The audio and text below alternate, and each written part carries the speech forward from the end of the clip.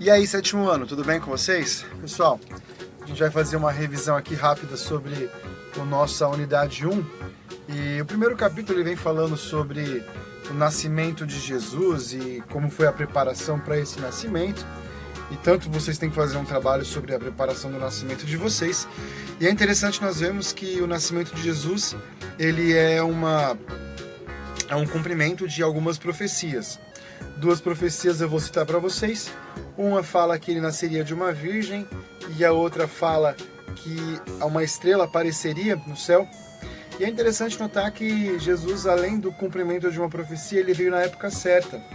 Assim como você nasceu na sua casa na época certa, seus pais escolheram e programaram para ter você, tenho certeza então que da mesma maneira como Jesus tinha um propósito, você também tem um propósito, ok?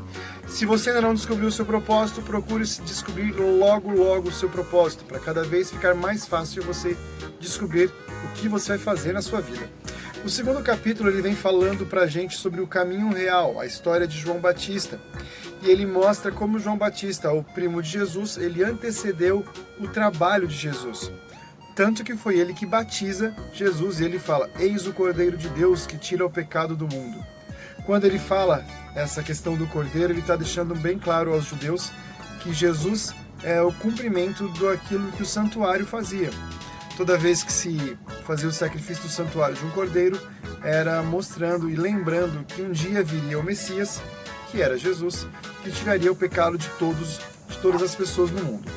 O terceiro capítulo ele entra quando Jesus ele sai para o deserto para ser tentado por Satanás e ele passa por 3 tentações. A primeira tentação, Satanás fala para ele transformar pedras em pães. Na segunda tentação, ele sobe até o pináculo do templo e manda Jesus se jogar lá de cima. E na terceira tentação, ele mostra todos os reinos do mundo e fala, eu te dou isso se você se ajoelhar a mim. Interessante é que as 3 tentações, Jesus ele usa contra Satanás a Bíblia. Ele cita passagens, ele cita passagens do Antigo Testamento para mostrar que nem só de pão vive o homem e de que nós devemos adorar somente a Deus. Interessante isso mostrar pra gente que como nós vamos vencer Satanás é somente através da Bíblia.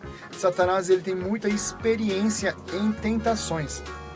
Eu já falei para vocês, a tentação ela é algo agradável. Se não fosse agradável, não era tentação. E a gente chega no último capítulo falando sobre discipulado. E nós vimos os 12 discípulos. Cada um dos discípulos de Jesus ele tinha um papel específico e importante naquele grupo. Cada um era diferente um do outro, com suas características individuais. Isso mostra uma coisa pra gente. Jesus ele está preocupado com a sua característica individual. Nós pudemos ver alguns que eram até fora do padrão que nós esperaríamos para um discípulo. Uma pessoa mais calma, tinha alguns que eram chamados dos filhos do trovão. Então nós temos que lembrar o seguinte, Jesus ele quer seguidores que estejam dispostos a fazer a vontade dele. E era isso que diferenciava os discípulos de todas as outras pessoas. Que você então possa ser um discípulo de Jesus. Você nasceu na época certa, você tem um trabalho a fazer. Então nós estudamos nesse bimestre. Vir na hora certa, propósito. Jesus veio com um propósito. João Batista tinha uma missão. Jesus ele venceu o pecado através da leitura e do estudo da palavra de Deus. E em último, a gente vê que nós devemos ser seguidores de Jesus. Que Deus te abençoe. Até uma próxima.